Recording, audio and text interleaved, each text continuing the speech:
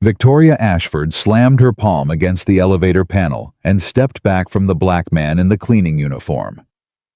"Don't ride with me," she said. "Take the service elevator. That's what it's for." Jerome Washington stood there, mop in hand, watching the doors close on her face. 42 floors up, in a penthouse, worth $15 million, that same woman would collapse at his feet 3 weeks later, gasping for air, begging him, the man she wouldn't share an elevator with, to save her life. But Jerome Washington had already buried one woman who refused to ask for help. Would he let it happen again? Comment your city below so I can see how far this story travels. The freight elevator smelled like industrial cleaner and old rubber. Jerome Washington pressed the button for the 42nd floor and leaned against the wall, letting his eyes close for just a moment.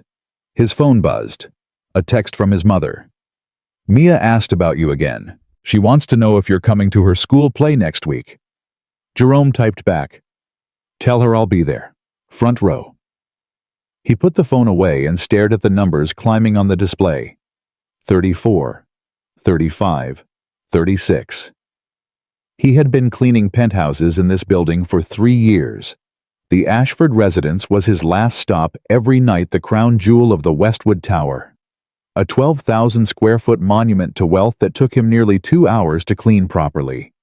The owner was Victoria Ashford. He had seen her face on magazine covers, on billboards, on the financial news channels playing in the lobby. She ran a tech company that made software for hospitals. She gave speeches about innovation and leadership and the future of healthcare. She was also the only resident in the building who had ever complained about him. The elevator opened. Jerome stepped out into the service hallway and walked toward the penthouse entrance. He had a key and a code. He was supposed to be invisible in and out, no trace left behind except clean floors and polished surfaces. That was the job. That was what he was paid for. He punched in the code and pushed open the door. The penthouse was dark except for the city lights bleeding through the floor-to-ceiling windows. Jerome flipped on the hallway light and set down his supplies. He started in the kitchen like always. Wiped the counters. Checked the sink. There was a single coffee mug rinsed and placed upside down on a towel. He cleaned it anyway and put it in the cabinet. He moved to the living room. The furniture looked like it belonged in a museum, white leather, glass tables, steel frames. Everything was perfectly arranged. The remote control sat parallel to the edge of the coffee table, like someone had measured its placement with a ruler. Jerome vacuumed the carpet, even though it showed no footprints. He dusted the shelves, even though there was no dust. The apartment always felt wrong to him. Not wrong like something bad had happened. Wrong like nothing had happened at all. Like it was a display case, not a home. He had cleaned hundreds of apartments over the years. Most of them had signs of life, a jacket on a chairmail on the counter, shoes kicked off by the door. This place had none of that. It was controlled, sterile, empty. Jerome moved down the hallway toward the guest rooms. The master bedroom door was closed like always. He never went in there. That was the rule Victoria Ashford had established on his first night. "You clean everything except my bedroom," she had said, not looking at him. "You don't knock. You don't enter. You don't exist in that part of my home. You don't exist." He remembered those words. He had filed them away in the same place he kept every other small cruelty he had absorbed over the years, the place where he stored things that would break him if he let them. Jerome finished the guest bathroom and was heading back to the living room when he heard it. A cough, sharp, wet, violent. It came from behind the master bedroom door. He stopped walking. The cough came again, longer this time, followed by a gasping sound that made his chest tighten. He knew that sound. He had heard it every night for 6 months, lying next to his wife in bed pretending to be asleep while she struggled to breathe. Jerome walked toward the door before he could stop himself. He raised his hand to knock. Then he remembered. You don't knock. You don't enter. You don't exist. He lowered his hand.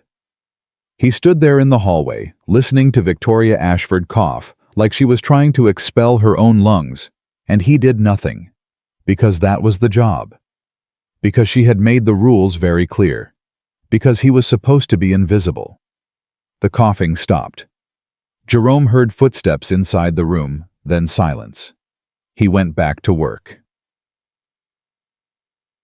3 nights later, it happened again. Jerome was cleaning the windows in the living room when the master bedroom door opened.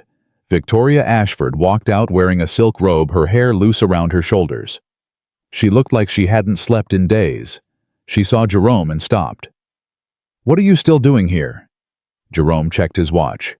"It's 12:45, ma'am. I usually finish around 1:00. "Well, finish faster."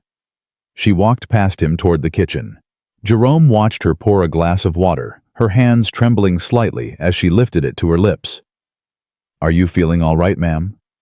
Victoria set the glass down hard on the counter. "Excuse me. I heard you coughing the other night. Just wanted to make sure you're okay." Victoria turned to face him. Her expression was cold, controlled, but there was something underneath it, something that looked like fear. "My health is none of your concern." "I understand. You just what?" Victoria crossed her arms. "You just thought you'd pry into my personal life, ask questions you have no business asking." Jerome held up his hands. "I apologize, ma'am. I didn't mean to overstep." "No, you didn't mean to." Victoria's voice dropped, became sharper. "Let me be very clear with you. You are here to clean my apartment. That is the beginning and end of our relationship. You do not speak to me unless I speak to you first. You do not ask about my health, my work, or anything else about my life. Do you understand?" Jerome nodded slowly. "Yes, ma'am." "Good." Victoria picked up her water glass and walked back toward her bedroom. She paused at the door and looked back at him. "And don't call me ma'am. It makes me feel old." She closed the door behind her.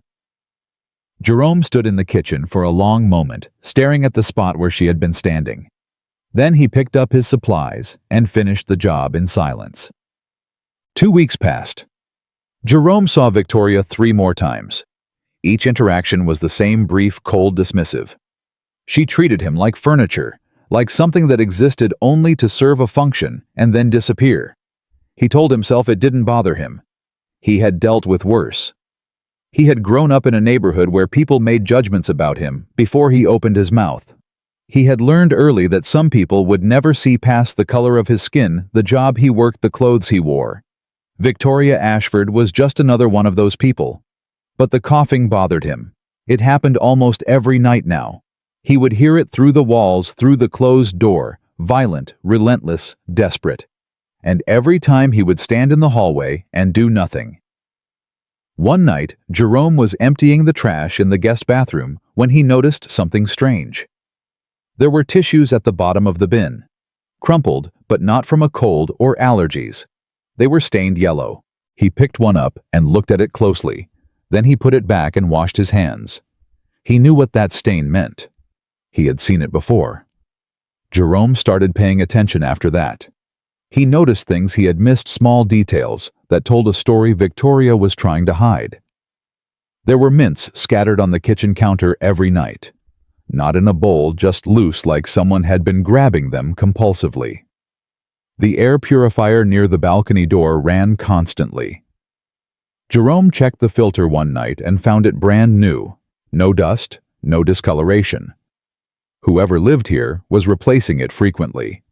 The windows were always cracked open, even when the temperature outside dropped into the 30s. And there was a smell, faint, almost hidden, but Jerome recognized it. It was the smell of smoke. His father had smoked 2 packs a day until his heart gave out at 53. His wife had smoked for 15 years before the doctors told her to stop. By then, it was too late. Jerome knew the smell of cigarettes, even when someone was trying desperately to cover it up. He finished his work that night and took the freight elevator down to the lobby. He sat in his car for 20 minutes before driving home, thinking about Victoria Ashford and the yellow stains on the tissues and the cough that echoed through the walls. He thought about his wife, Denise. She had hidden it from him too, for years. She would chew gum spray perfume open every window in the house. She would tell him she was fine, that the cough was nothing, that he was worrying too much. And he had let her. He had let her lie to him because it was easier than confronting the truth. When she finally went to the doctor, the cancer had already spread. She lived for 8 more months. The last 6 were spent in a hospital bed hooked up to machines, struggling to take each breath. Jerome had sat beside her every day. He had held her hand when she died, and the last thing she said to him was, "I'm sorry I didn't tell you sooner." He had carried those words for 3 years. They were the heaviest thing he had ever lifted. Now he was watching another woman make the same choice. Hiding. Lying. Dying in slow motion. And he was doing nothing about it. The next night, Jerome made a decision. He arrived at the penthouse at his usual time.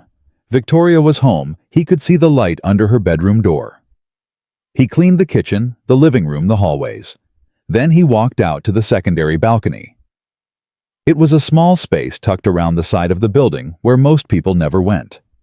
There was a single chair, a metal table, and a potted plant that had been dead for months. Jerome moved the chair to sweep underneath it. That was when he saw the bag. It was plastic folded tightly, shoved behind the outdoor air conditioning unit. He pulled it out and opened it. Inside were cigarette butts. At least 30 of them, maybe more. They were wrapped in tissues, stuffed into the bag like evidence someone was trying to destroy. There was also a small glass ashtray wiped clean, but still stained with ash. Jerome stared at the bag for a long time. He thought about Victoria's cough, her pale skin, the dark circles under her eyes. He thought about the doctors. She had probably seen the tests she had probably taken, the clean bills of health she had probably received because she never told them the truth. He thought about Denise and the way she looked in those final months, fragile, ashamed, angry at herself for waiting too long. Jerome put the bag back where he found it. He finished cleaning the balcony and went back inside. He was wiping down the glass coffee table when he heard footsteps behind him. "You're still here." He turned around. Victoria stood in the hallway wearing jeans and a blazer like she had just come back from somewhere. Her face was drawn, tired, older than it had looked a month ago. "Yes, ma'am, Miss Ashford. I'm almost done." Victoria walked into the kitchen and poured herself a glass of water. She drank it slowly, watching him over the rim. "You've been here every night for almost a year," she said. "I don't even know your name." Jerome set down the cleaning cloth. "Jerome Washington." "Jerome?" She said it like she was testing the weight of it. "That's an old-fashioned name. My grandmother picked it. She said it meant something important." Victoria almost smiled.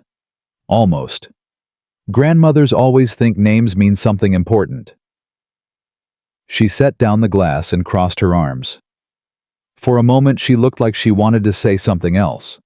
But then her expression closed off again, and the wall went back up. "Finish your work," she said. "And don't forget to lock the balcony door when you leave."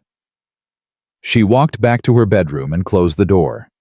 Jerome stood in the living room holding a rag that smelled like lemon cleaner, and wondered if he had imagined the moment of connection. 3 nights later, Jerome found her on the balcony. The main balcony this time, the one with the expensive furniture, and the view of the entire city. She was sitting in a lounge chair, wrapped in a blanket, staring out at the lights. She didn't turn around when he stepped outside. "I know you're there," she said. Jerome stopped at the doorway. "I'm sorry. I didn't mean to interrupt." "You're not interrupting." She pulled the blanket tighter around her shoulders. "I was just thinking." Jerome waited. He had learned that sometimes the best thing you could do was say nothing. "Do you ever wonder what people would think of you if they knew the truth?" Victoria asked. Her voice was quiet, almost lost in the wind. "If they knew who you really were underneath everything." Jerome walked over and stood a few feet away from her chair. "Everyone has things they hide." "Not like me." Victoria laughed, but there was no humor in it. "Everyone thinks I have my life together. The successful CEO, the role model, the woman who built a healthcare company from nothing." She shook her head. "They don't know anything." "What don't they know?" Victoria turned to look at him. Her eyes were red-rimmed, exhausted searching. Why do you care? Jerome thought about the question. He thought about Denise, about the hospital, about the bag of cigarettes hidden 20 feet away. Because I've seen what happens when people don't care, he said. Victoria held his gaze for a long moment. Then she turned back to the city lights. You should go back to work, she said. I'm fine. Jerome didn't move. No, you're not. Victoria's shoulders stiffened. Excuse me. I've been cleaning this apartment for almost a year. I hear you coughing every night. I see the tissues in the trash, the mints on the counter, the air purifier running 24 hours a day. Jerome paused. And I found the bag on the back balcony. Victoria went very still. You went through my things. I moved a chair to sweep. The bag was behind the AC unit. So you opened it. Her voice was cold, now dangerous. You went through my personal property. I didn't go through anything. I saw what was inside and I put it back. Victoria stood up, letting the blanket fall from her shoulders. She turned to face him, and her expression was pure fury. You have no right.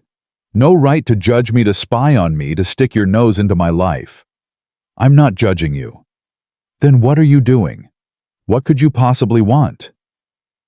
Jerome looked at her, this woman who had everything, who had built an empire, who couldn't share an elevator with a man who cleaned floors for a living.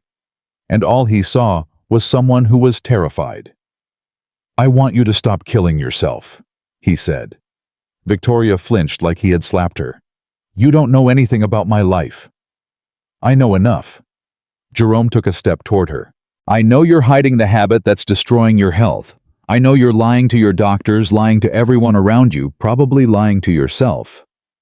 I know you think you can handle it alone, that admitting you need help would make you weak. Stop. I know because I watched my wife do the same thing. Jerome's voice broke just slightly. I watched her hide it, deny it, pretend everything was fine, until her lungs gave out, and there was nothing anyone could do. Victoria's hands were shaking. She wrapped her arms around herself like she was trying to hold herself together. That's different. How? I'm not dying. Not yet. Jerome's voice was gentle now, but firm. But you will be. If you keep going like this, you will be. Victoria stared at him. Her eyes filled with tears she refused to let fall. What do you want me to do? She whispered. Tell everyone. Destroy everything I've built. Let them see that I'm not who they think I am. I want you to get help. I can't. You can. You just don't want to. Victoria shook her head. The tears spilled over, running down her cheeks. You don't understand. My whole life is built on being perfect, being strong, being in control. If people knew I couldn't even quit smoking, they'd what? Jerome interrupted. Think you were human? Think you had problems like everyone else? They'd think I was a fraud. You're not a fraud. Jerome stepped closer. You're a woman who built a company, who gives speeches, who holds it together when everything around you is falling apart. And you're also someone who's struggling with something she can't control. Those two things can both be true. Victoria wiped her eyes with the back of her hand. She looked at him, really looked at him for the first time since they had met. Why do you care? She asked again. After everything I've said to you, the way I've treated you, why would you care what happens to me? Jerome thought about Denise, about the last night in the hospital, about the way her hand felt in his as the monitors went silent.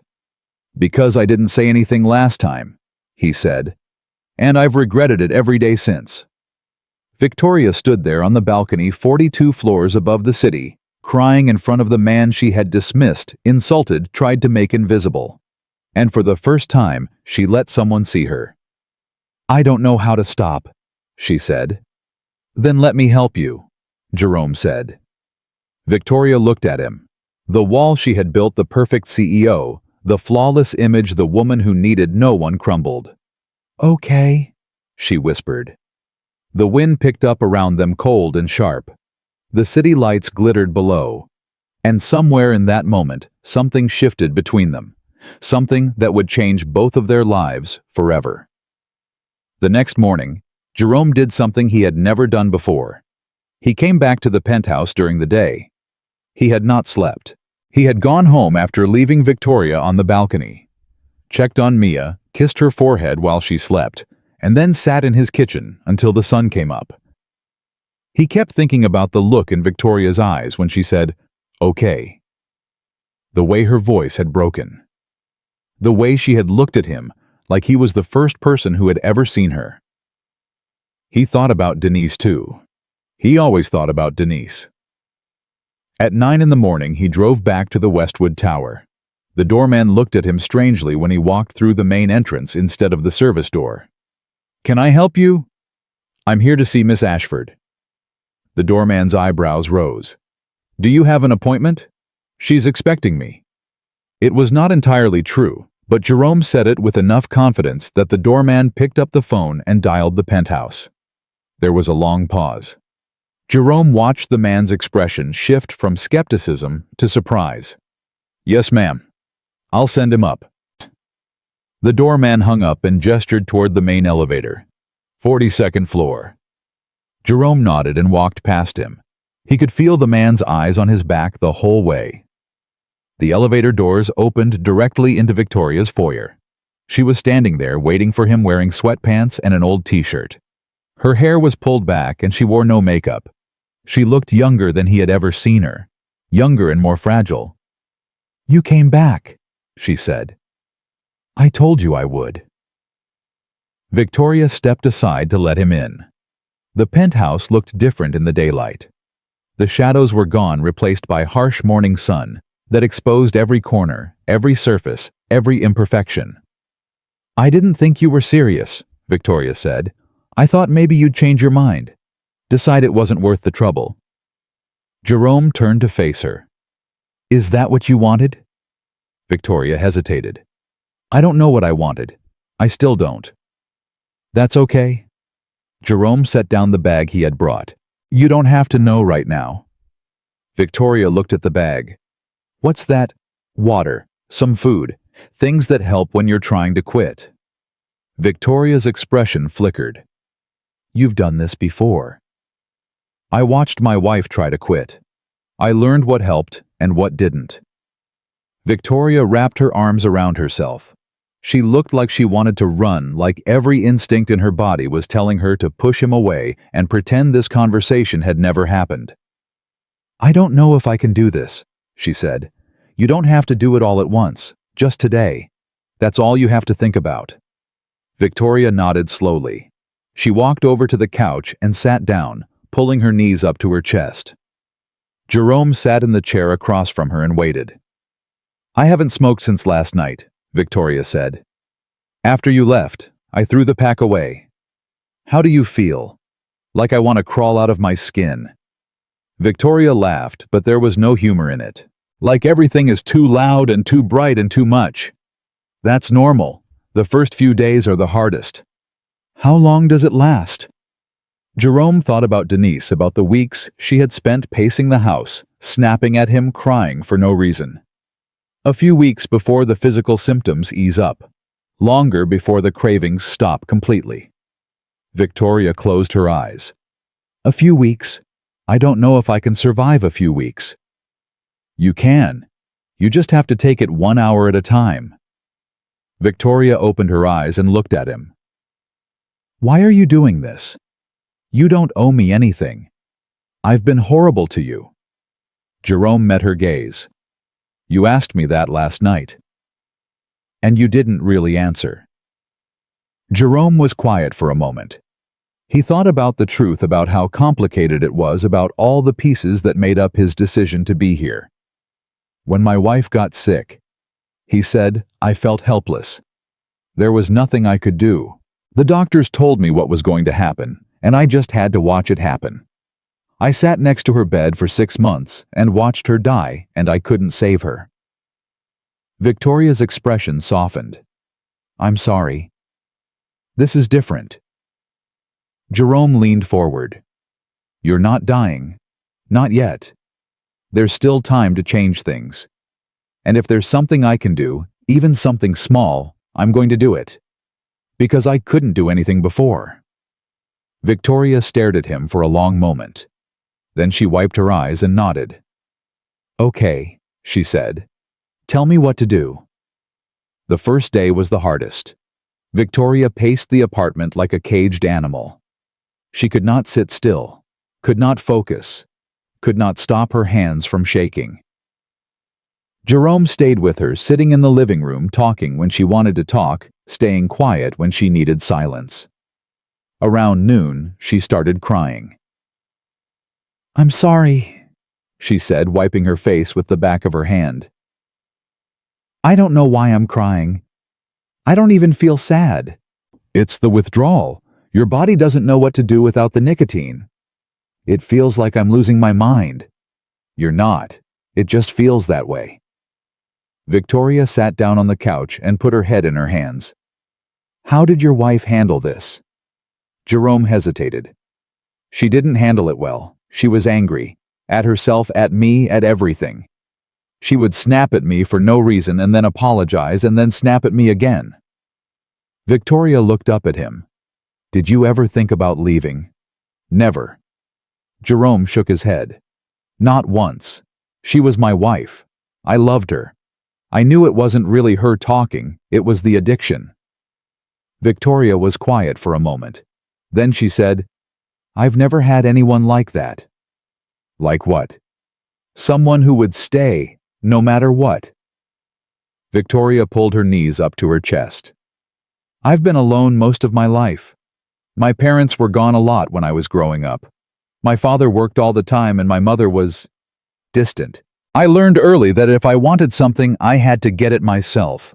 I couldn't depend on anyone." Jerome listened without interrupting.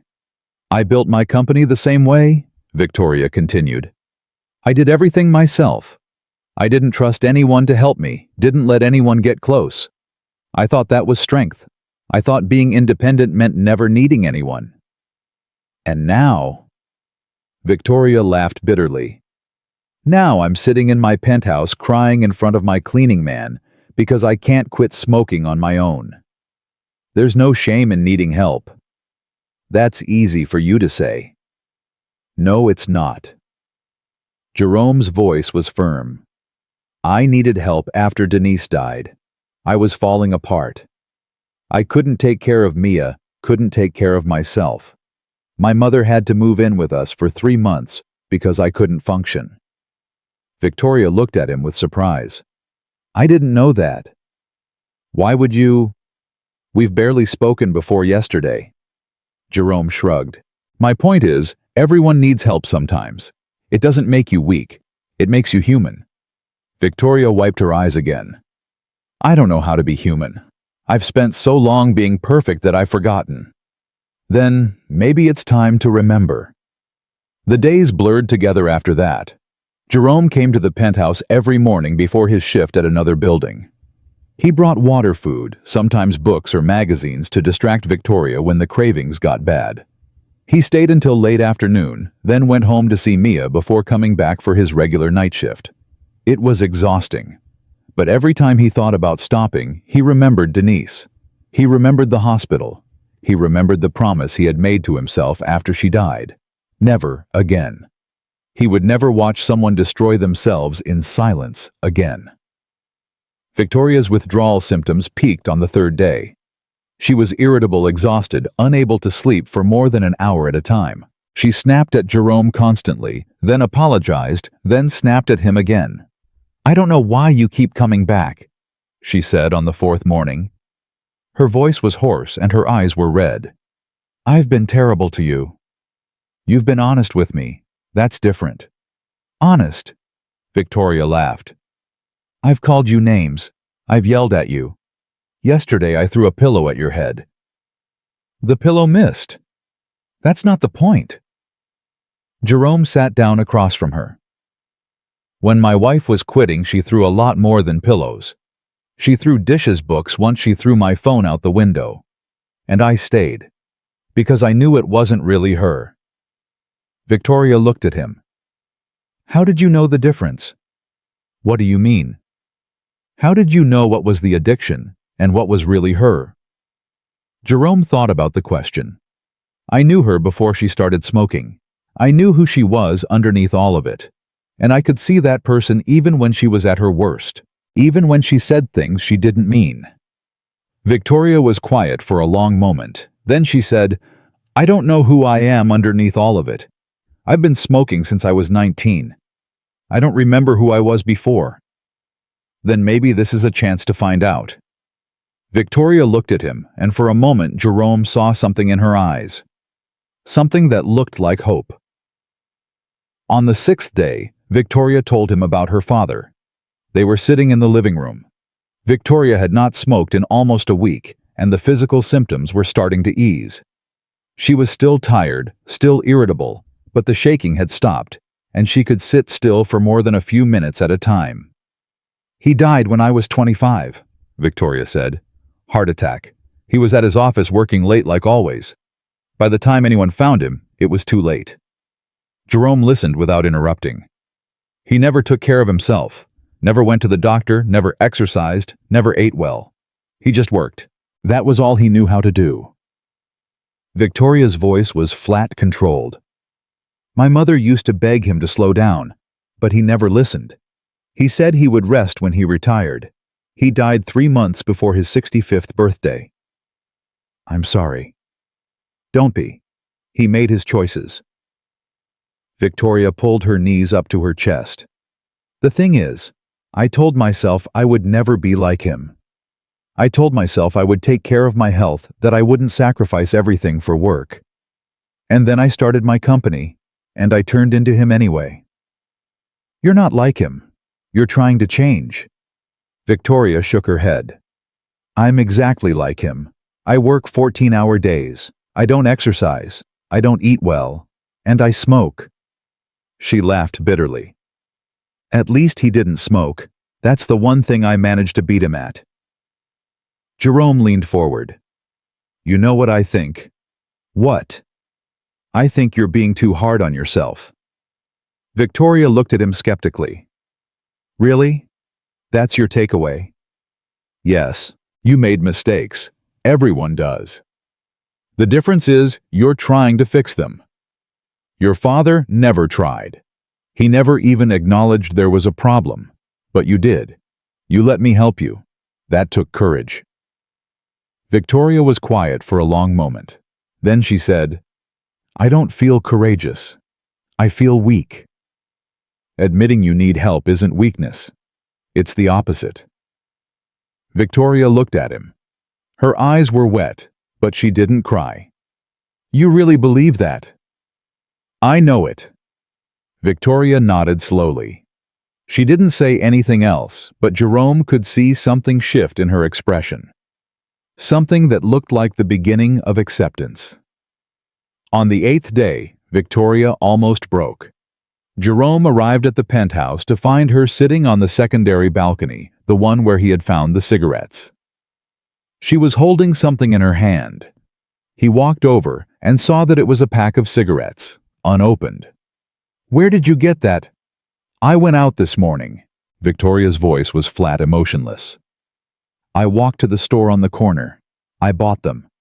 And I've been sitting here for 2 hours. Jerome sat down in the chair next to her. Have you opened it? No. Do you want to? Victoria looked at the pack. Her hands were shaking. Yes, more than anything. Jerome didn't say anything. He just waited. I keep telling myself it's just one cigarette, Victoria continued. One cigarette won't kill me. One cigarette and I'll feel better. One cigarette and then I'll quit for real this time. Is that what you believe? Victoria closed her eyes. No. I know it's a lie. I know that if I have one, I'll have another, and then I'll be right back where I started. But the lie feels so good. The lie feels like the only thing that will make this stop. Jerome reached over and put his hand on her arm. You've made it 8 days. 8 days is more than most people can do. 8 days doesn't mean anything if I fail tomorrow. Then don't fail tomorrow. Just focus on today. Victoria opened her eyes and looked at him. What if I can't? What if I'm not strong enough? You are. I've seen you negotiate with board members who were trying to take your company. I've seen you give speeches in front of thousands of people. I've seen you work 20-hour days and still come back for more. You're one of the strongest people I've ever met. Victoria shook her head. That's different. That's work. This is harder. I know. But you can do hard things. You've done hard things your whole life. Victoria stared at the pack of cigarettes for a long moment. Then she stood up, walked over to the railing, and threw it over the edge. Jerome watched it fall 42 stories and disappear. Victoria turned around and looked at him. Her face was wet with tears, but her voice was steady. I don't want to die, she said. Jerome stood up and walked over to her. You're not going to. Victoria reached out and grabbed his hand. She held it tightly like she was afraid he would disappear if she let go. Thank you, she said, for staying, for not giving up on me. Jerome squeezed her hand. I'm not going anywhere. They stood there for a long time looking out at the city, two people who had started as strangers and become something else, something neither of them had expected. After that day, things got easier. The cravings were still there, but they were less intense. Victoria started sleeping through the night. The cough that had plagued her for months began to fade. Color returned to her face. Jerome still came every day, but the visits were shorter now. Victoria didn't need him to sit with her for hours anymore. She was finding her own strength, learning to cope with the cravings on her own. One afternoon, Victoria asked him about Mia. Tell me about your daughter. Jerome smiled. It was the first time anyone had asked about Mia in weeks. She's 9. She's smart as a whip. She wants to be a doctor when she grows up. A doctor? She says she wants to help people, fix them when they're broken. Jerome's smile faded slightly. I think she remembers more about her mother's illness than she lets on. She was only 6 when Denise died, but she saw a lot. Too much, probably. Victoria nodded slowly. That's a lot for a child to carry. It is. But she's strong, like her mother. Victoria was quiet for a moment. Then she said, I never wanted children. Jerome looked at her with surprise. Never. No, I always thought they would hold me back, keep me from achieving what I wanted to achieve. Victoria laughed softly. Now I'm not so sure. Now I wonder if maybe I was just scared. Scared of what? Of failing, of being responsible for another person, of loving someone and losing them. Victoria looked at Jerome. You've experienced that. The worst thing. You lost your wife and you're still here. You're still going. How do you do it? Jerome thought about the question. It was one he had asked himself 1,000 times. I do it for Mia, he said finally. When Denise died, I wanted to give up. I wanted to disappear, but I couldn't because Mia needed me. She needed her father, so I got up every day even when I didn't want to, and I took care of her. And eventually, getting up got easier. But the pain doesn't go away. No, it doesn't. You just learn to carry it differently. Victoria nodded. She didn't say anything else, but Jerome could see her processing his words, storing them away somewhere deep. 2 weeks after Victoria threw the cigarettes off the balcony, she went back to work. She started slow, just a few hours a day. She told her assistant she was recovering from an illness and needed to ease back in. No one questioned it. No one suspected anything. But Jerome noticed the change. Victoria was different now. Softer. More present. She didn't snap at people the way she used to. She listened more. She asked questions. She treated her employees like human beings instead of obstacles. One evening, Jerome arrived for his regular cleaning shift, and found Victoria waiting for him in the living room. "I need to tell you something," she said. Jerome set down his supplies. "What is it?" Victoria took a deep breath. "I told my board. About the smoking. About everything." Jerome stared at her. "You did. This afternoon. I called a special meeting and I told them the truth. I told them I had been hiding it for years. I told them I had taken time off to quit. I told them everything." Jerome felt something loosen in his chest. How did they react? Better than I expected. Victoria smiled, but it was a fragile thing. "One of them, Margaret, she told me she had gone through the same thing 10 years ago. She said she wished someone had been honest with her, had helped her the way you helped me." "That's good. That's really good." Victoria nodded. "I was so afraid. I thought they would think less of me. I thought they would see me as weak as a fraud. But they didn't. They saw me as human." She paused. "You were right. About everything." Jerome walked over and sat down across from her. "How do you feel?" "Terrified. Relieved. Exhausted." Victoria laughed. "All of the above." "That sounds about right." Victoria looked at him, and her expression grew serious. "I couldn't have done this without you. You know that, right? I would have kept hiding. I would have kept lying. I would have kept destroying myself. If you hadn't found those cigarettes, if you hadn't said something, you would have figured it out eventually." "No." Victoria shook her head. "I wouldn't have. I would have kept going until there was nothing left. Until I ended up like your wife or like my father. You saved my life, Jerome." Jerome didn't know what to say. He thought about Denise, about the nights he had spent wondering if he could have done more, said more, pushed harder. He thought about the guilt he had carried for 3 years. "I just saw someone who needed help," he said finally. "That's all." Victoria reached out and took his hand. "That's everything." They sat there for a moment in the penthouse that had once felt so empty, and something passed between them. Something that felt like understanding. Something that felt like the beginning of something new. Victoria squeezed his hand and let go. "I want to do something. For you. For your daughter." "You don't have to do anything." "I know I don't have to. I want to." Victoria leaned forward. "You've been working nights cleaning apartments for 3 years. You've been raising a daughter on your own, supporting your mother, doing everything yourself. Don't you want more than that?" Jerome felt his defenses rise. "I'm not a charity case." "I know you're not." "That's not what I meant." Victoria held up her hands. "I'm sorry. That came out wrong." "What did you mean?" Victoria took a breath. "I meant that you deserve opportunities. You're smart. You're capable. You're one of the most caring people I've ever met. And you're wasting your potential cleaning floors for people who don't even see you." Jerome was quiet for a moment. He thought about his life, about the choices he had made, about the dreams he had set aside when Denise got sick. "I used to want to go back to school," he said finally.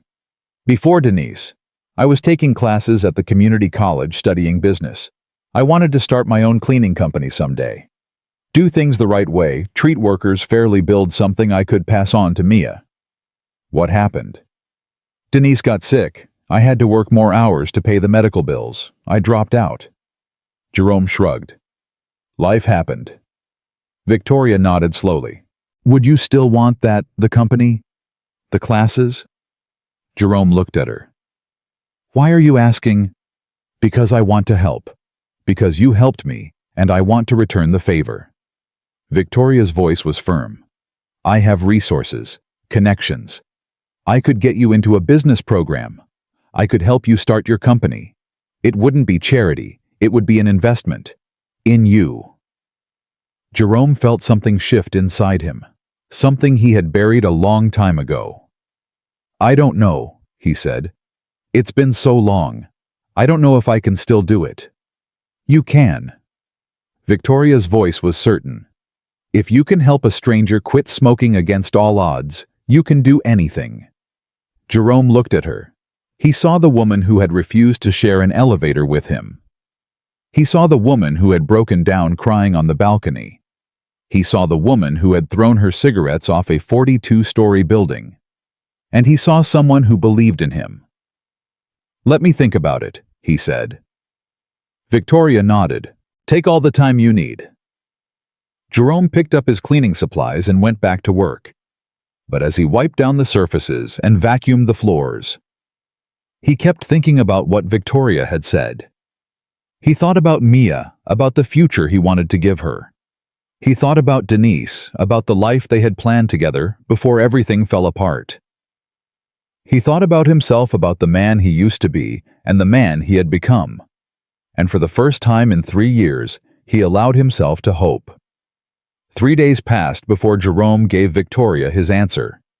He had spent those days thinking, praying, talking to his mother late at night while Mia slept. He had pulled out the old notebooks from his community college days and looked at the business plans he had sketched out years ago, back when the future seemed full of possibility. He had thought about Denise. She would have wanted this for him. She had always believed he could be more than a cleaning man. She had pushed him to finish his degree, to chase his dreams, to build something lasting. When she got sick, those dreams had died with her. But maybe they didn't have to stay dead. Jerome arrived at the penthouse on a Thursday evening earlier than his usual shift. Victoria opened the door before he could knock. "I've been waiting," she said. "I saw you pull into the parking garage." Jerome walked inside. The apartment looked different somehow, warmer. There were flowers on the kitchen counter, and the windows were closed against the evening chill. "You've been doing some decorating," he said. Victoria shrugged. "I figured if I'm going to actually live here, it should feel like a home." Jerome nodded. He stood in the middle of the living room, his hands in his pockets trying to find the right words. Victoria watched him for a moment. Then she said, "You look like you have something to say." "I do." "Is it about my offer?" Jerome took a breath. "Yes." Victoria sat down on the couch and gestured for him to join her. He sat in the chair across from her instead, needing the distance to think clearly. "I've been thinking about what you said," Jerome began. "About the business program. About helping me start my own company." Victoria nodded, waiting. "My whole life, I've been careful. I've played it safe. I took the night shift because it was stable. I stayed in the same job for years because it was secure. I didn't take risks because I couldn't afford to fail." Jerome paused. "But playing it safe didn't protect me. Denise still got sick. She still died. And I was left with nothing but regret." Victoria's expression softened. "Jerome, let me finish." Jerome held up his hand. "I spent 3 years telling myself that I was being responsible, that I was doing the right thing for Mia, but the truth is I was just scared. Scared of wanting something and not getting it, scared of hoping for more and being disappointed." He looked at Victoria. "You taught me something these past few weeks. You taught me that hiding from the truth doesn't protect you. It just makes things worse." Victoria's eyes glistened. "I think you taught me that." "Maybe we taught each other." Jerome leaned forward. "I want to say yes. I want to go back to school. I want to build something. I want to give Mia a future she can be proud of." Victoria smiled. It was the first real smile Jerome had seen from her since they met. "Then say yes." "It's not that simple." Victoria's smile faded. "Why not?" Jerome rubbed his hands together, searching for the right words. "Because I need you to understand something first. I'm not doing this because I expect anything from you. I'm not doing this because I think you owe me. I'm doing this because I want to. Because I believe I can. But if at any point you want to walk away, if this becomes too complicated or too much, I need you to tell me. I won't hold it against you." Victoria stared at him for a long moment. "You really think I would do that? Walk away?" "I think people change. I think circumstances change. I don't want you to feel trapped." Victoria stood up and walked over to the window. She stood there with her back to him, looking out at the city lights. "Do you know why I never let anyone help me before?" she asked. Jerome waited. "Because I thought needing help meant I was weak. I thought asking for support meant I couldn't handle things on my own. I built walls around myself so high that no one could see over them." Victoria turned around. "And then you came along. You saw through all of it. You saw the cigarettes, the lies, the fear. And you didn't run. You didn't judge. You just stayed." She walked back toward him and sat down on the couch closer this time. "I'm not going to walk away, Jerome. Not now. Not ever. You're the first person who's ever really seen me, and I'm not going to throw that away." Jerome felt something loosen in his chest. Okay. Yes, I'll do it. I'll go back to school. I'll start the company." Victoria's face broke into a grin. "Really? Really?" She reached out and grabbed his hand. "We're going to do this together. I promise." Jerome squeezed her hand. For the first time in years, the future didn't feel like something to be feared. It felt like something to be built. The next few weeks moved quickly. Victoria connected Jerome with a business program at UCLA that offered evening and weekend classes for working adults. She helped him fill out the application, wrote a recommendation letter, and paid the tuition deposit before he could protest. "Consider it an investment," she said when he tried to argue. "I expect a return on this. 50 years from now, when your company is a household name, I want you to remember who believed in you first." Jerome laughed. 50 years, I'll be 90. And still working. "I know your type." Jerome started classes in September. The first night he sat in a lecture hall surrounded by students half his age and felt completely out of place. The professor talked about market analysis and competitive positioning, and Jerome's head spun with terminology he hadn't heard in over a decade. But he didn't give up. He went home, opened his textbooks, and studied until his eyes burned. He asked questions in class, even when they made him feel stupid. He stayed late to talk to the professor to pick her brain to understand. Victoria checked in on him every few days. Sometimes she called, sometimes she texted, sometimes she just showed up at the penthouse when he was cleaning and handed him coffee. "How was class?" she would ask. "Hard," Jerome would say. "Good. Hard means you're growing." One night, about a month into the semester, Jerome's mother called while he was studying.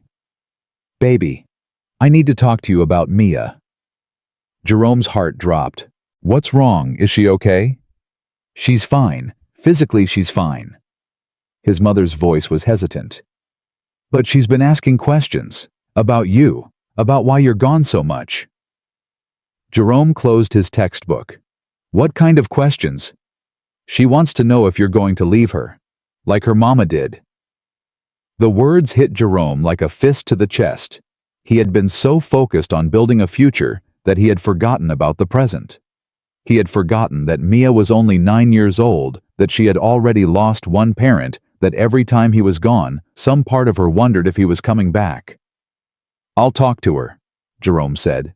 "Tonight." "That's not all." His mother paused. "She's been having nightmares again. About the hospital. About her mama." Jerome felt the old guilt rise up in his throat. The guilt he carried every day, the guilt that never fully went away. "I'll be there in an hour." He drove home faster than he should have. Mia was sitting on the couch when he walked in watching cartoons with his mother. She looked up when she heard the door, and her face lit up for a moment before it clouded over. "You're home early." Jerome sat down next to her. "I wanted to see you." Mia looked at the TV screen. "You're always busy now. You're always studying or working or going somewhere." "I know. And I'm sorry. Grandma says you're trying to build something. Something for our future." Mia finally looked at him, and her eyes were wet. "But what if I don't want the future? What if I just want you here?" Jerome felt his heart break. He pulled Mia into his arms and held her tight. "I'm not going anywhere," he said. I promise. No matter how busy I get, no matter how hard things are, I will always be here for you. Always. Mia clung to him. Mama said that too. And then she left. Your mama didn't want to leave. She was sick. She couldn't help it. But she still left. Jerome pulled back and looked at his daughter. She was so young, so small, carrying a grief that no child should have to carry. You're right, he said. She did leave, and I can't promise that nothing bad will ever happen. I can't promise that life will always be fair or easy. But I can promise that I will fight for you. I will work for you. I will do everything in my power to give you a good life. And I will never, ever stop loving you. Mia wiped her eyes. Do you promise? I promise. She looked at him for a long moment, searching his face for something. Then she nodded. Okay. Jerome held her until she fell asleep in his arms. Then he carried her to bed, kissed her forehead, and sat in the hallway outside her door, thinking about the weight of promises and the cost of dreams. The next day, Jerome told Victoria what had happened. They were sitting in her penthouse drinking coffee. Victoria had taken the afternoon off work to meet with him, and she listened without interrupting as he explained about Mia's fears, her nightmares, her questions about whether he would leave. When he finished, Victoria was quiet for a long moment. What are you going to do? She asked. I don't know. Jerome rubbed his face with his hands. I want to finish school. I want to build the company, but not if it means losing my daughter. You won't lose her. You don't know that. Victoria set down her coffee cup. You're right. I don't. But I know you. I've watched you these past few months. You're the most devoted father I've ever seen. You would walk through fire for that little girl. Devotion isn't enough. She needs me present. She needs me there. Then be there. Find a balance. Jerome laughed bitterly. A balance? I work nights. I go to school during the day. I study on weekends. When exactly am I supposed to find balance? Victoria stood up and walked over to him. Wow. She sat down on the arm of his chair and looked at him directly. What if you didn't have to work nights anymore? Jerome stared at her. What do you mean? I mean, what if I gave you a job? A real job? At my company? Victoria, hear me out. She held up her hand. I need people I can trust. People who are smart, dedicated, willing to learn. You're all of those things. I could bring you on as an operations assistant. Entry level, but with room to grow. The hours would be better. You'd have weekends off. You could actually spend time with Mia. Jerome shook his head. I can't do that. Why not? Because it's too much. You've already done too much. That's not a reason. That's pride. Jerome stood up abruptly. He walked to the window and stared out at the city, trying to organize his thoughts. You don't understand, he said finally. My whole life, people have looked at me and seen someone who needs help. Someone who can't make it on his own. I've worked so hard to prove them wrong, and now you're offering to hand me everything on a silver platter. I'm not handing you anything.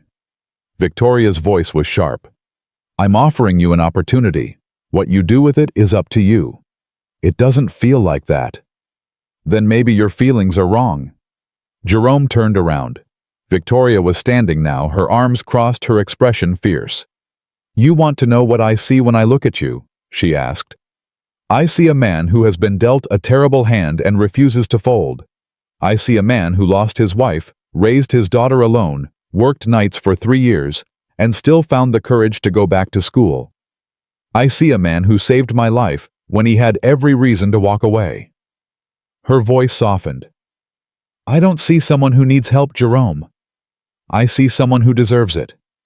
There's a difference. Jerome felt something shift inside him. The wall he had built, the pride that had protected him for so long, started to crack. I don't know how to accept this, he said quietly. Then learn. Victoria walked over and stood in front of him. You taught me how to quit smoking. You taught me how to ask for help. Now let me teach you how to accept it. Jerome looked at her. She was close enough that he could see the faint lines around her eyes, the gray in her hair she had stopped trying to hide. She was close enough that he could see the woman underneath the CEO. The woman who had cried on the balcony. The woman who had thrown her cigarettes over the railing. She was close enough that he could see she meant every word. "Okay," he said. Victoria smiled. "Okay. I'll take the job, on one condition." "Name it." "I want to earn it. I don't want anyone to think I'm getting special treatment. I want to work harder than everyone else, prove myself, show that I belong there." Victoria nodded. "I wouldn't expect anything less." She held out her hand. Jerome took it. "Welcome to Ashford Technologies," she said. Jerome started his new job the following Monday. He arrived at the office 2 hours early, wearing a suit he had bought at a thrift store, and altered himself. The security guard looked at him skeptically when he walked through the front door. "Can I help you?" "I'm Jerome Washington. I'm starting in operations today." The guard checked his list, raised his eyebrows, and handed him a visitor badge. "Elevator's on the right. HR is on the 4th floor." Jerome rode the elevator up, his stomach churning with nerves. The doors opened onto a floor filled with cubicles, ringing phones, and people moving quickly in every direction. He stood there for a moment, overwhelmed. A young woman approached him. "Mr. Washington." "That's me." She smiled and extended her hand. "I'm Rachel, Miss Ashford's assistant. She asked me to show you to your desk."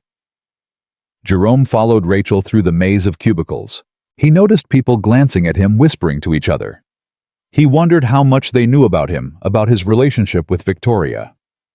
Rachel stopped at a small desk near the back of the floor. "Here you are. Your computer login and email are set up. Your supervisor will be by in about an hour to go over your responsibilities." "Thank you." Rachel hesitated. "Can I give you some advice?" Jerome looked at her. "Sure." "Don't let them get to you." Rachel lowered her voice. "People are going to talk. They're going to wonder why Ms. Ashford hired you, what your connection is. Just keep your head down, do good work, and let your results speak for themselves." Jerome nodded. "I appreciate that." Rachel smiled and walked away. Jerome sat down at his desk and stared at the blank computer screen. This was his chance, his opportunity, his second act. He wasn't going to waste it. The first month was brutal. Jerome's supervisor was a woman named Patricia, a 15-year veteran of the company, who made no secret of her skepticism about him. "I don't know what Victoria sees in you," she said during their first meeting, "but I'm not going to give you any special treatment. You'll be held to the same standards as everyone else. That's all I want." Patricia looked at him for a long moment. "We'll see." She assigned him the most tedious tasks she could find: data entry, filing, organizing spreadsheets that no one would ever look at. Jerome did every task without complaint, working longer hours than anyone else, arriving first and leaving last. After 2 weeks, Patricia called him into her office. "You've been here 14 days, she said. "You haven't missed a single day. You haven't been late once.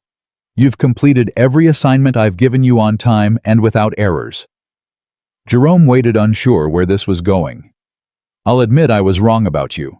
Patricia leaned back in her chair. "You work harder than most of the people who have been here for years. I'm going to start giving you more responsibility." "Thank you." "Don't thank me. Just keep doing what you're doing." Jerome walked out of Patricia's office feeling like he had won a small victory. But he knew the real battle was just beginning. That night, he went to Victoria's penthouse to clean. She was waiting for him when he arrived. "How was your first month?" Jerome set down his supplies. "Hard, but good." "Patricia told me you've been impressing her. She doesn't impress easily." "I'm just doing my job." Victoria smiled. "You're doing more than that. You're proving everyone wrong." Jerome looked at her. She was standing in the kitchen wearing casual clothes, her hair down. She looked relaxed, happy. "You seem different," he said. "Different how?" "I don't know. Lighter, like a weight has been lifted." Victoria nodded slowly. "I've been sober for 3 months now. No cigarettes, no cravings. For the first time in years, I feel like myself." That's good. That's really good. Victoria walked over to him. I've been thinking about what you said, about teaching each other. What about it? I think we still have more to learn. Victoria paused. I've been alone for a long time, Jerome. I told myself I didn't need anyone. But these past few months with you, I've started to wonder if maybe I was wrong. Jerome's heart beat faster. What are you saying? I'm saying... Victoria took a breath. I'm saying that I care about you. More than I should probably. More than I expected to. Jerome stood very still. He had felt the connection between them, growing the invisible thread that pulled them closer with each passing day. But he had told himself it was nothing, that it was gratitude, that it was friendship. Now, he wasn't so sure. Victoria, you don't have to say anything. Victoria held up her hand. I just needed you to know. I needed to be honest with you the way you've been honest with me. Jerome looked at her. She was standing in front of him, vulnerable, exposed, waiting for a response that could change everything. I care about you too, he said finally. But I don't know what that means. I don't know what we're doing here. Neither do I. Victoria smiled. But maybe that's okay. Maybe we don't have to have all the answers right now. Maybe. They stood there for a moment, the air between them charged with something unspoken. Then Jerome picked up his cleaning supplies. I should get to work. Victoria nodded. Of course. He started toward the living room, then stopped and turned back. Victoria. Yes. Thank you. For everything. Victoria smiled. Thank you, Jerome. For seeing me. Jerome cleaned the apartment that night in a daze. His mind kept replaying the conversation, turning over Victoria's words, trying to understand what they meant and where they led. He thought about Denise, about the life they had built together, and the life that had been taken from them. He thought about Mia, about the promise he had made to always be there for her. He thought about the future, about all the possibilities that were opening up before him. And he thought about Victoria standing in her kitchen, telling him she cared about him more than she should. He didn't know what would happen next. He didn't know if there was a future for them, or if they were just two broken people holding each other up.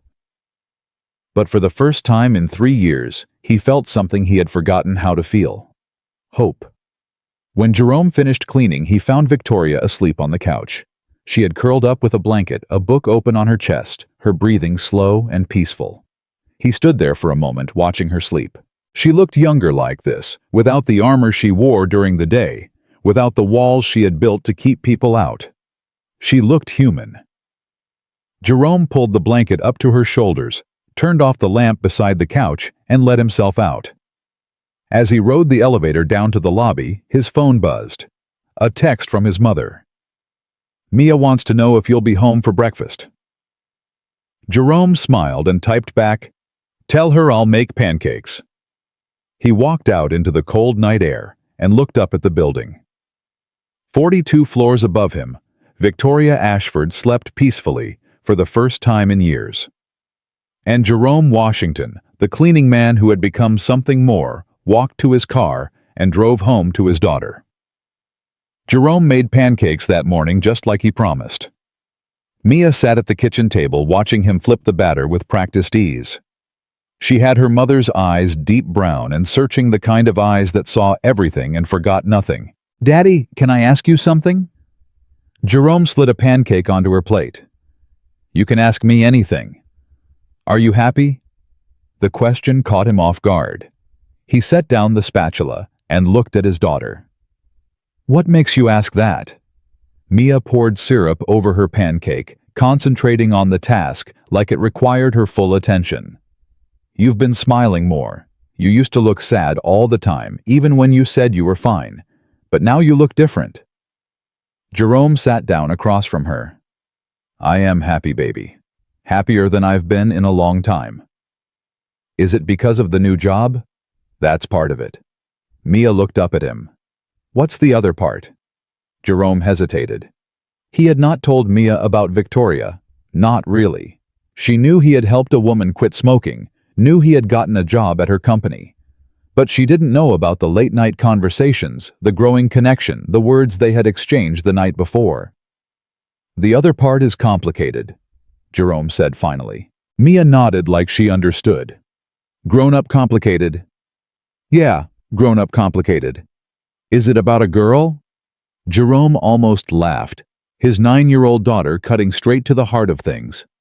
"Maybe," he said. Mia took a bite of her pancake and chewed thoughtfully. "Grandma says you deserve to be happy. She says Mama would want you to find someone." Jerome felt his throat tighten. "Grandma said that. She says it all the time. She thinks you don't listen." Jerome reached across the table and took Mia's hand. "I'm listening now." Mia squeezed his fingers. "Good. Because I want you to be happy, Daddy. Even if it's grown-up complicated." Jerome drove to work that morning with Mia's words echoing in his head. He thought about Denise, about the years they had spent together, about the promises they had made. He thought about the guilt he had carried since her death, the feeling that moving on would somehow betray her memory. But maybe Mia was right. Maybe his mother was right. Maybe Denise would want him to be happy. He arrived at Ashford Technologies 30 minutes early like always. The office was quiet, only a few early birds scattered across the floor. Jerome sat down at his desk and started reviewing the files Patricia had assigned him the day before. He was deep in a spreadsheet when his phone buzzed. A text from Victoria. "Lunch today, my office noon." Jerome typed back, "I'll be there." He tried to focus on his work, but his mind kept drifting. He thought about what Victoria had said the night before about caring for him more than she should. He thought about his own feelings, the ones he had tried to bury, the ones that refused to stay hidden. What were they doing? Where was this going? He didn't know, but for the first time, he wanted to find out. At noon, Jerome took the elevator to the executive floor. Victoria's assistant Rachel waved him through without a word. Victoria was sitting behind her desk when he walked in. She stood up when she saw him and walked around to meet him. "Close the door," she said. Jerome closed it. The office suddenly felt very small. Victoria walked to the couch in the corner and sat down. She gestured for Jerome to join her. "We need to talk," she said. Jerome sat down, leaving space between them. "About last night. About everything." Victoria folded her hands in her lap. "I've been awake since 4 a.m. trying to figure out what to say to you." "Did you figure it out?" Victoria laughed softly. "No, but I've decided to just be honest and see what happens." "That sounds like a plan." Victoria took a breath. "I meant what I said last night. I care about you, Jerome. More than I've cared about anyone in a very long time. But I'm also terrified." "Of what?" "Of ruining this. Of ruining you." Victoria looked at him. "You work for me now. If people find out there's something between us, they'll talk. They'll say I hired you because of our relationship. They'll question your competence, your qualifications. Everything you've worked for could be undermined." Jerome had thought about this too. He had lain awake in his bed staring at the ceiling, running through all the ways this could go wrong. "I know," he said. "I've thought about it. And I don't care." Victoria blinked. "You don't care?" "I care about you. I care about what we're building, whatever it is. I don't care what other people think." Jerome leaned forward. "My whole life I've worried about what people would say. I've played it safe, stayed in my lane, kept my head down. And where did it get me? Cleaning floors at midnight alone, going nowhere." He shook his head. "I'm done being careful. I'm done being afraid. If this is real, if there's something here, I want to find out. I want to take the risk." Victoria stared at him. Her eyes were wet. "You really mean that?" "I've never meant anything more." Victoria reached out and took his hand. Her fingers were warm, trembling slightly. "I don't know how to do this," she said. "I've never been good at relationships. I've always pushed people away, kept them at a distance. I don't know how to let someone in." Then we'll figure it out together. Jerome squeezed her hand. I'm not going anywhere. Victoria smiled. It was a real smile, the kind that reached her eyes, the kind Jerome had rarely seen. Okay, she said. Together. They sat there for a moment, holding hands, letting the weight of the decision settle over them. Then Victoria's phone rang, shattering the silence. She looked at the screen and sighed. Board meeting in 10 minutes. I have to go. Jerome stood up. I should get back to work anyway. Victoria walked him to the door. Before he opened it, she grabbed his arm. Jerome. He turned. Thank you, for being brave when I couldn't be. Jerome smiled. That's what partners do. He walked out of her office and took the elevator back down to his floor. His heart was pounding, his mind racing. He had just agreed to something that could change everything, something that could destroy everything. But for the first time in years, he felt alive. The weeks that followed were a careful dance. Jerome and Victoria saw each other at work, maintaining a professional distance in public. They exchanged glances in meetings, brief touches when no one was looking. Stolen moments in her office when the floor was empty. At night, after Jerome finished his shift, they would talk on the phone for hours. They talked about everything, about their childhoods, their fears, their dreams. Victoria told him about her father, about the pressure she had felt to live up to his legacy. Jerome told her about Denise, about the guilt he still carried, about the way her death had broken something inside him. They were learning each other piece by piece, building something neither of them fully understood. One night, Victoria asked him a question that had been weighing on her. Have you told Mia about us? Jerome was lying on his bed, phone pressed to his ear, staring at the ceiling. Not yet. Why not? Because I don't know what to tell her. I don't know what we are. Victoria was quiet for a moment. What do you want us to be? Jerome thought about the question. He thought about Mia, about his mother, about Denise. He thought about all the reasons he should be careful, all the ways this could go wrong. And then he thought about Victoria. About her laugh, her courage, her brokenness. About the way she looked at him like he was the only person in the world who saw her. I want us to be real, he said. I want us to be together, officially. Even with everything that could happen. Especially with everything that could happen. Jerome sat up. I'm tired of hiding, Victoria. I'm tired of being afraid. If we're going to do this, I want to do it right. No secrets, no pretending. Victoria's breath caught on the other end of the line. You want me to meet Mia? Yes. And your mother? Them too. There was a long pause. Jerome could hear Victoria breathing, could almost feel her thinking. Okay, she said finally. When?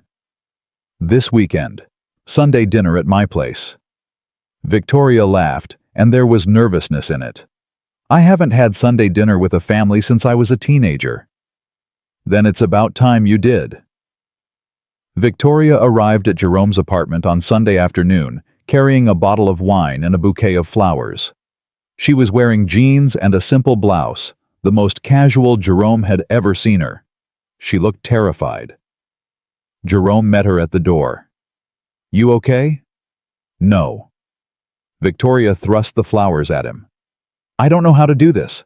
I don't know what to say, how to act. What if they hate me? They're not going to hate you. You don't know that. Jerome took the flowers and set them on the table.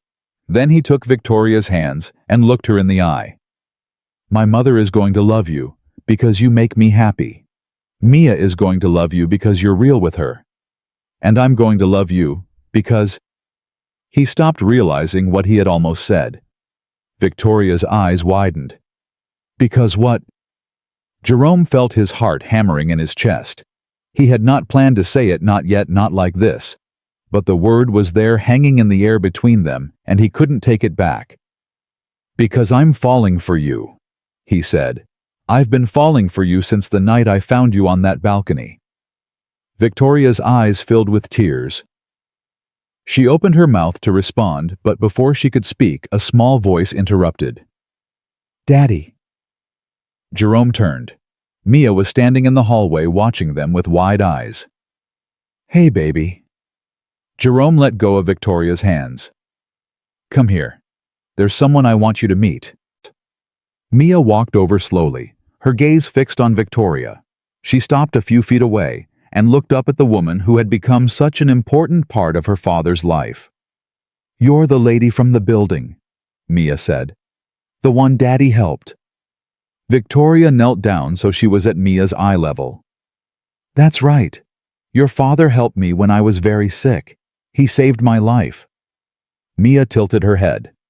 Are you his girlfriend now? Victoria glanced at Jerome, then back at Mia. I think so. Is that okay with you? Mia considered the question with the seriousness of a 9-year-old facing a major decision. Do you make him happy? I hope so. Do you like pancakes? Victoria smiled. I love pancakes. Then I guess it's okay. Mia reached out and touched Victoria's hair. You're pretty. Thank you. So are you. Mia grinned. Daddy, can she stay for dinner? Jerome laughed. That's the plan, baby. Dinner was chaotic and wonderful. Jerome's mother, Gloria, was skeptical at first. She watched Victoria like a hawk, asking pointed questions about her work, her family, her intentions. Victoria answered each one honestly, without defensiveness, without trying to impress. By the end of the meal, Gloria was warming up. She's not what I expected, Gloria said to Jerome in the kitchen, while Victoria helped Mia with her homework in the living room. What did you expect? Some rich woman who thinks she's better than everyone else. Gloria shook her head.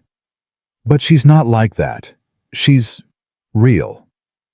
She's been through a lot. I can tell. Gloria looked at her son. She looks at you like you hung the moon. You know that. Jerome felt his face flush. Mama, I'm just saying. She cares about you. Really cares. Gloria reached up and touched his cheek. Your daddy would have liked her. You think so? I know so. He always said you deserved someone who saw your worth. Someone who would fight for you the way you fight for everyone else. Gloria smiled. I think she's that person. Jerome pulled his mother into a hug. Thank you, Mama. For what? For giving her a chance. Gloria patted his back. Just don't mess it up. After dinner, Mia fell asleep on the couch, exhausted from the excitement of the day. Jerome carried her to bed and tucked her in, kissing her forehead as he had done every night since she was born. When he came back to the living room, Victoria was standing by the window looking out at the city. She's incredible, Victoria said without turning around. Mia, she's so smart, so kind. You've done an amazing job with her. Jerome walked over and stood beside her. She liked you. You think so? I know so. She doesn't warm up to people easily, but she warmed up to you. Victoria turned to face him. Her eyes were glistening. I was so scared tonight, she said. I've faced boardrooms full of hostile investors. I've given speeches to thousands of people. But sitting at your dinner table meeting your family, I've never been more terrified in my life. Why? Because it mattered. Because you matter. Victoria reached out and touched his face. Because this is real, and I've never had anything real before. Jerome pulled her into his arms. She leaned against him, her head on his chest, her body trembling slightly. I'm falling for you too, she whispered. I should have said it earlier, but I was scared. I'm still scared. It's okay to be scared. Is it? Yes. We can be scared together. Victoria looked up at him. Her face was inches from his, close enough that he could feel her breath on his lips. Can I tell you something? She asked. Anything. I haven't kissed anyone in over 5 years. I haven't let anyone close enough to try. Jerome brushed a strand of hair from her face. We don't have to rush anything. I know, but I want to. Victoria took a shaky breath. I want to kiss you. Jerome didn't say anything. He just leaned down and pressed his lips to hers. The kiss was gentle at first, Tentative two people learning each other for the first time. But then Victoria's hands came up to grip the front of his shirt, pulling him closer, and the kiss deepened into something urgent, something hungry. When they finally broke apart, both of them were breathing hard. Victoria laughed, a sound of pure relief. That was worth waiting 5 years for. Jerome smiled. Just 5 years. Don't push your luck, Washington. They stood there for a while, holding each other, not talking. Outside, the city hummed with life, millions of people going about their business, unaware that two broken people had just taken a step toward something whole. The next few months were the happiest of Jerome's life. He continued to excel at work, earning promotions and recognition. Patricia, his supervisor, had become one of his strongest advocates, recommending him for a management training program that would put him on track for a director position. His classes were going well too. He was near the top of his cohort, his business plan taking shape, his dream of starting his own company becoming more real every day. And Victoria was by his side through all of it. They didn't hide their relationship anymore. Jerome had expected backlash, expected whispers and judgment, and there were some. A few employees made comments, a few board members raised eyebrows, but Victoria shut it down immediately. Jerome Washington earned his position through hard work and merit. She told the board in a meeting Jerome was not supposed to know about. His relationship with me has nothing to do with his job performance. Anyone who suggests otherwise will answer to me. The comments stopped after that. One evening, 4 months after their first kiss, Victoria called Jerome into her office. "I have something for you," she said. Jerome sat down across from her desk. "What is it?" Victoria slid a folder across the table. "Open it." Jerome opened the folder and found a stack of documents. Business incorporation papers, a lease agreement, a bank statement showing a startup fund. He looked up at Victoria. "What is this?" "It's your company." Victoria smiled. "Washington Cleaning Services. I took your business plan from your class project and had my lawyers draw up the paperwork. The startup fund is a loan, not a gift. You'll pay it back with interest once you're profitable." Jerome stared at the documents, his hands trembling. "Victoria, I can't." "You can. And you will." Victoria stood up and walked around the desk. She knelt in front of him and took his hands. "You've been dreaming about this for years, Jerome. You've worked so hard, sacrificed so much. It's time to make it real." "But I'm not ready." "You'll never feel ready. No one ever does." Victoria squeezed his hands. "But I believe in you. Your teachers believe in you. Mia believes in you. When are you going to start believing in yourself?" Jerome felt tears prick at the corners of his eyes. He thought about all the years he had spent doubting himself, playing it safe, staying small. He thought about Denise, about the dreams they had shared, the future they had planned. He thought about Mia, about the life he wanted to give her. "Okay," he said. Victoria's face broke into a grin. "Okay. Yes, I'll do it. I'll start the company." Victoria threw her arms around him. "I knew you would." Jerome held her tight, the folder pressed between them, the future suddenly more real than it had ever been. Washington Cleaning Services opened its doors 3 months later. Jerome started small, just him and 2 other workers taking on residential contracts in the neighborhoods he knew best. The work was hard, the hours long, but for the first time, Jerome was building something that was his. Mia helped him design the logo, a simple W, inside a circle, clean and professional. She was proud to see it on the side of his new van, proud to tell her classmates that her daddy owned a business. Gloria helped him manage the books, her years of experience running a household translating surprisingly well to running a company. She caught mistakes. Jerome would have missed, kept him organized, kept him focused. And Victoria was there every step of the way. She didn't interfere with his business decisions, didn't try to take over. She just supported him, celebrated his wins, helped him process his losses. 6 months after opening, Washington Cleaning Services had grown to 12 employees and a roster of commercial contracts worth more than Jerome had ever imagined. One night after a particularly successful day, Jerome came home to find Victoria waiting for him in his apartment. Mia was at a sleepover, and Gloria had gone home early. "What are you doing here?" Jerome asked, surprised.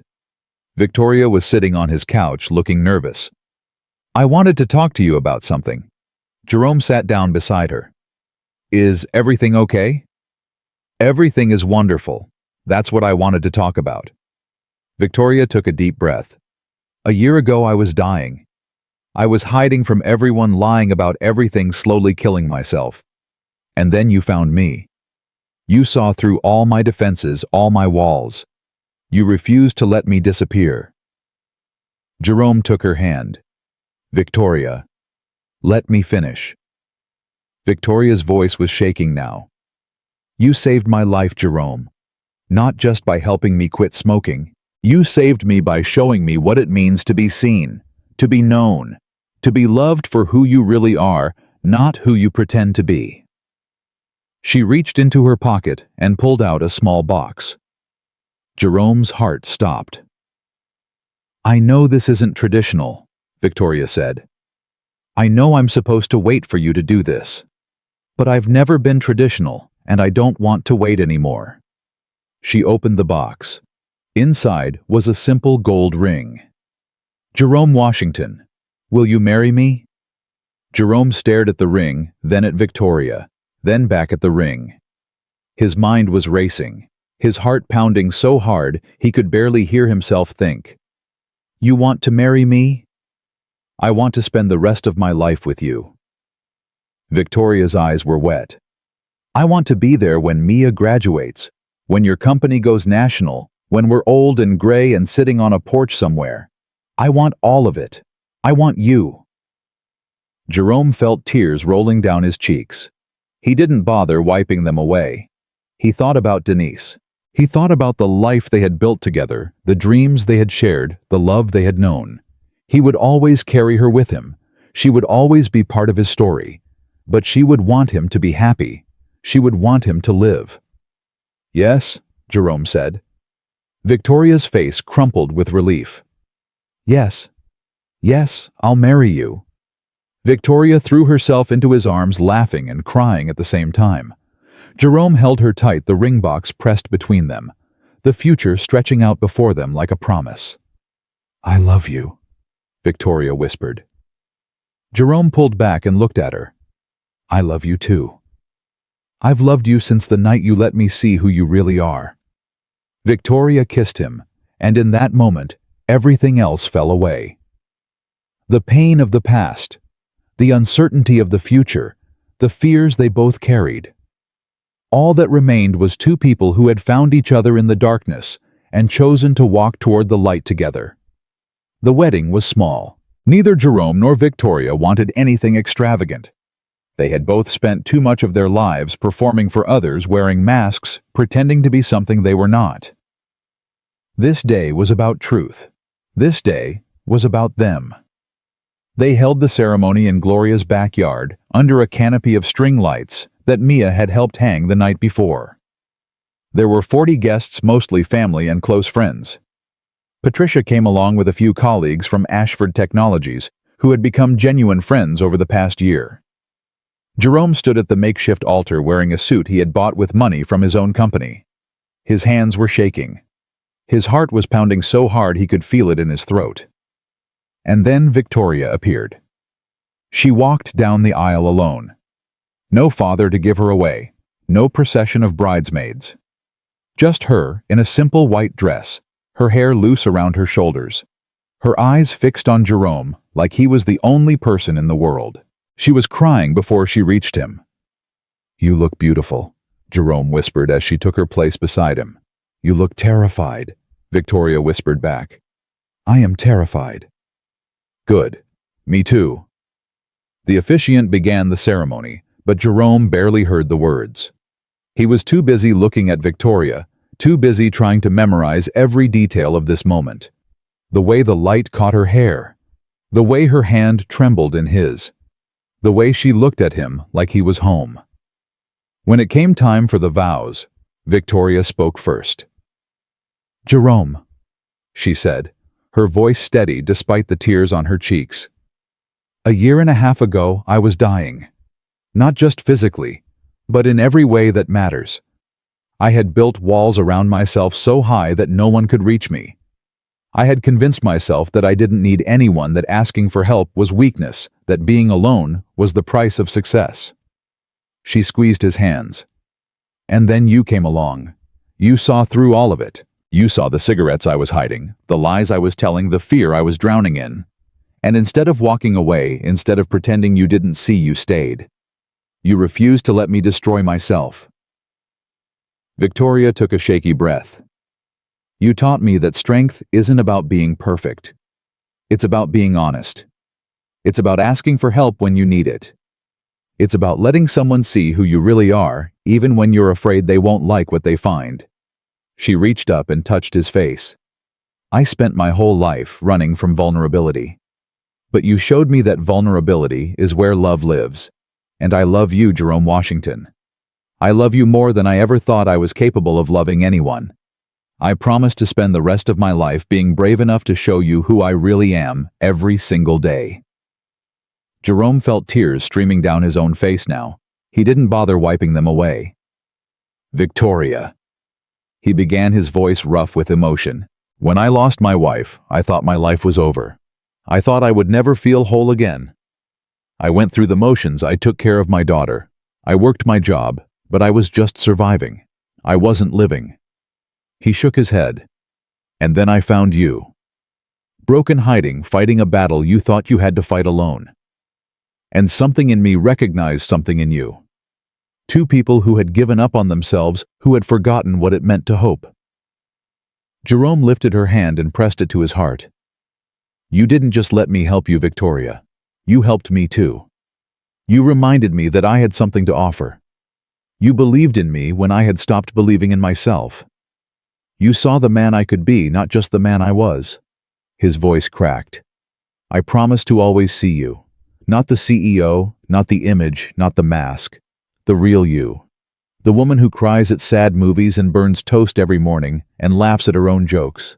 The woman who is stronger than she knows and braver than she believes. I promise to love that woman for the rest of my life." The officiant pronounced them husband and wife, but Jerome barely heard it.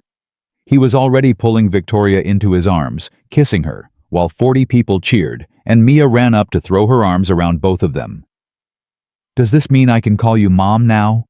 Mia asked, looking up at Victoria. Victoria knelt down and took Mia's face in her hands. "You can call me whatever you want, sweetheart. I'm not going anywhere." Mia grinned. "Okay, Mom." Victoria burst into tears again, and Jerome held both of them. His wife and his daughter feeling something he had thought he would never feel again. Complete. The reception was held in Gloria's living room, furniture pushed against the walls to make space for dancing. Someone had hooked up a speaker to a phone, and old Motown songs filled the air. Jerome danced with his mother first. "I'm proud of you," Gloria said as they swayed to the music. "Your father would be proud too." "You think so?" "I know so. You found your way back, baby. After everything you lost, after everything you went through, you found your way back to living." Gloria smiled. "That takes courage." Jerome kissed her forehead. "I had good teachers." Later he danced with Victoria. She had kicked off her shoes and was barefoot on Gloria's carpet, her head resting on his shoulder. "Are you happy?" she asked. "More than I've ever been." "Good."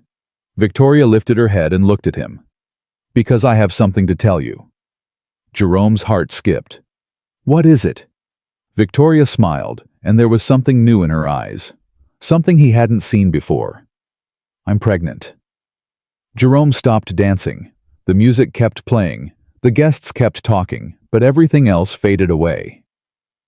"You're 12 weeks. I found out last month, but I wanted to wait until today to tell you. I wanted it to be a wedding present." Jerome stared at her. His mind was racing, trying to process what she had just said. A baby. They were going to have a baby. Are you okay? Victoria asked, her smile faltering. I know we didn't plan this. I know it's a lot. If you need time to... Jerome kissed her. He kissed her so hard that she stumbled backward, and he had to catch her to keep them both from falling. I'm more than okay, he said when he finally pulled away. I don't even have words. Victoria laughed, relief flooding her face. So you're happy. Happy doesn't cover it. Jerome put his hand on her stomach. We're having a baby. We're having a baby. They stood there in the middle of the living room, surrounded by family and friends, holding on to each other and the future growing inside her. Gloria was the first to notice. What's going on over there? Why did you stop dancing? Jerome looked at Victoria. She nodded. He turned to face the room. We have an announcement. The music stopped. Everyone turned to look at them. We're having a baby. The room erupted. Gloria screamed and rushed over to hug them. Mia started jumping up and down, shouting about being a big sister. Patricia raised her glass in a toast. In the chaos, Jerome found Victoria's hand and held on tight. This was his life now. This was his family, and he would never take a single moment of it for granted. 8 months later, Victoria went into labor at 3 a.m. Jerome drove to the hospital faster than he should have, running 2 red lights and nearly sideswiping a taxi. Victoria gripped his hand the whole way, breathing through contractions, refusing to scream. You're doing great, Jerome kept saying. We're almost there. Just hold on. If you tell me to hold on one more time, I'm going to break your hand. Fair enough. They made it to the hospital with 20 minutes to spare. The delivery was faster than the doctors expected. Victoria pushed for less than an hour before their son came into the world crying and perfect. They named him David after Jerome's father. Jerome held his son for the first time and felt something crack open inside him. All the pain he had carried, all the grief and guilt and fear, it didn't disappear. It would never disappear completely. But in that moment, holding his newborn child while Victoria watched with exhausted joy, he understood something he had never understood before. The pain was part of the story. The loss was part of the journey. Without the darkness, he never would have found the light. He's beautiful, Victoria whispered. He looks like you. He has your eyes. Jerome leaned down and kissed her forehead. Thank you. For what? For everything. For giving me a second chance. For showing me that life goes on even when you think it can't. Victoria reached up and touched his face. We saved each other, Jerome. That's how it works. Mia came to visit the next day. She had been staying with Gloria, too excited to sleep, counting down the hours until she could meet her baby brother. She walked into the hospital room slowly, almost reverently, and stopped at the foot of the bed. Can I hold him? Victoria smiled. Of course. Come sit next to me. Mia climbed onto the bed, and Victoria carefully placed David in her arms. Mia looked down at her brother with an expression Jerome would never forget. Wonder. Love. Responsibility. Hi, David, Mia whispered. I'm your big sister. I'm going to take care of you. I'm going to teach you everything I know. And I'm going to make sure nothing bad ever happens to you. Jerome felt tears prick at his eyes. He thought about Denise, about how much she would have loved this moment. He thought about all the people who were missing, all the ghosts who should have been there. But he also thought about the people who were there. Victoria, Mia, David, Gloria, his family, his future. That was enough. That was more than enough. Washington Cleaning Services continued to grow. Within 2 years of launching, Jerome had expanded to 3 cities and employed over 50 people. He had developed a reputation for treating his workers fairly, paying above market rates, providing benefits that most cleaning companies never offered. The business magazines took notice. A profile in Forbes called him the cleaning industry's most unlikely success story. A segment on CNN highlighted his journey from night janitor to CEO. Through it all, Jerome stayed grounded. He still visited job sites, still talked to his workers, still remembered what it felt like to mop floors at midnight while the world slept. One evening, 5 years after he had first found Victoria's cigarettes on that balcony, Jerome received an invitation. It was from a national business conference. They wanted him to give a keynote speech about entrepreneurship and second chances. Jerome stared at the invitation for a long time. He had never given a speech before. He had never stood in front of a crowd and told his story. Victoria found him in his office, still holding the paper. "What's that?" Jerome handed it to her. Victoria read it and looked up with a smile. "Are you going to do it?" "I don't know. I'm not a public speaker." "You weren't a business owner either until you became one." Victoria sat down across from him. "Jerome, your story could help people. There are so many people out there who feel stuck, who think their circumstances define them, who have given up on their dreams. You could show them that it's never too late." Jerome looked at the invitation again. He thought about all the nights he had spent cleaning floors invisible, forgotten. He thought about the moment he had decided to speak up to help Victoria to take a chance. "What would I even say? The truth. That's all anyone wants to hear." Jerome nodded slowly. "Okay, I'll do it." Victoria grinned. "That's my husband." The conference was held in New York City. Jerome flew out alone, leaving Victoria with the kids. He checked into his hotel room, laid out his suit, and read over his notes for the 100th time. He barely slept. The next morning, he stood backstage, listening to the announcer introduce him. His heart was pounding. His palms were sweating. He wanted to run. And then he thought about Denise, about Victoria, about Mia and David. He thought about all the people who had believed in him when he couldn't believe in himself. He walked onto the stage. The audience was larger than he had expected. Hundreds of faces all looking at him, waiting. Jerome adjusted the microphone and took a breath. 5 years ago, he began. I was cleaning toilets in a Manhattan high-rise. I worked the night shift because it paid a little better, and because I could be home in the mornings to take my daughter to school.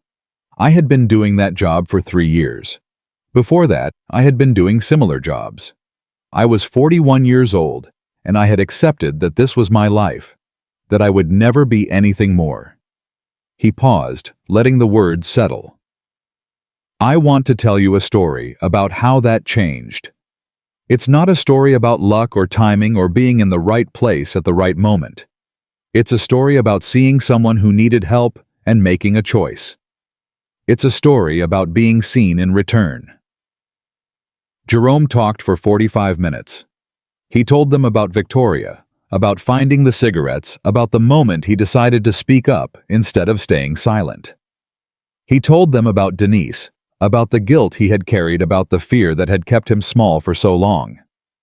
He told them about second chances, about believing in yourself, about the courage it takes to start over when everything seems lost. When he finished, there was silence. For a moment, Jerome thought he had failed, that his story hadn't connected, that he had made a mistake. Then the applause began. It started slowly, just a few people clapping. But it grew, building like a wave until the entire auditorium was on its feet. People were cheering, some were crying. Jerome stood at the podium, overwhelmed, watching hundreds of strangers respond to his story with recognition and hope. Backstage, his phone buzzed. A text from Victoria. I watched the live stream. You made me cry. Again. I love you. Jerome smiled and typed back. I love you too. I'm coming home. After the conference, things accelerated. Jerome was invited to speak at other events. He wrote a book about his journey, which became a bestseller. He started a foundation that provided scholarships for single parents who wanted to go back to school. Victoria, meanwhile, continued to lead Ashford Technologies. But she had changed too. She was more open now, more willing to show vulnerability. She started a mental health initiative within her company, encouraging employees to seek help without stigma. Together, they became advocates for second chances. They spoke at schools, at prisons, at rehabilitation centers. They told their story again and again, not because they wanted attention, but because they knew it could help someone else. One evening, Jerome came home to find Victoria sitting on the balcony of their new house. They had bought it together, a place with enough room for the whole family, with a backyard where David could play, and a guest room where Gloria could stay. Jerome sat down beside her. "What are you thinking about?" "The penthouse." Victoria smiled. "I drove by it today. Someone else lives there now." "Do you miss it?" "No, I was so unhappy there. I was surrounded by expensive things and completely empty inside." Victoria looked at him. "This is better. This is real." Jerome took her hand. "Any regrets?" "Just one." "What?" "That I didn't meet you sooner. That I wasted so many years hiding from the truth." Jerome shook his head. "You weren't ready sooner. Neither was I. We had to go through everything we went through to become the people who could find each other." Victoria leaned against his shoulder. "When did you become so wise?" "I learned from the best." They sat there for a while watching the sunset, not talking. 10 years had passed since the night Jerome found those cigarettes on the balcony. 10 years of struggle and growth and love. Mia was 19 now in college studying medicine, just like she had always dreamed. David was 9, the same age Mia had been when Jerome's life changed. Gloria was still going strong, still keeping everyone organized, still the heart of the family. And Victoria had been sober for 10 years, not a single cigarette, not a single relapse. "I have something for you," Victoria said suddenly. She reached into her pocket and pulled out a small wooden box. Jerome took it and opened it. Inside was a single cigarette butt, old, yellowed, fragile. Jerome stared at it. "Is this—" "The last one I ever smoked, the night before you confronted me." Victoria's eyes were wet. "I kept it all these years. I don't know why. Maybe as a reminder of how far I've come, how far we've come." Jerome closed the box and held it tight. "I love you. I love you too." Victoria kissed him softly. "Thank you for saving my life. Thank you for giving me one worth living." The years continued to pass, as years do. Jerome watched his children grow. He watched his company thrive. He watched his wife become the person she had always been capable of being. And through it all, he never forgot where he came from. He never forgot the night shifts, the invisible work, the loneliness of being overlooked. He carried those memories with him, not as wounds, but as reminders. Reminders that everyone has a story. Reminders that everyone deserves to be seen. On the 10th anniversary of Washington Cleaning Services, Jerome held a celebration at the company headquarters. All 50 employees were there, along with their families. Victoria gave a speech about Jerome's vision and leadership.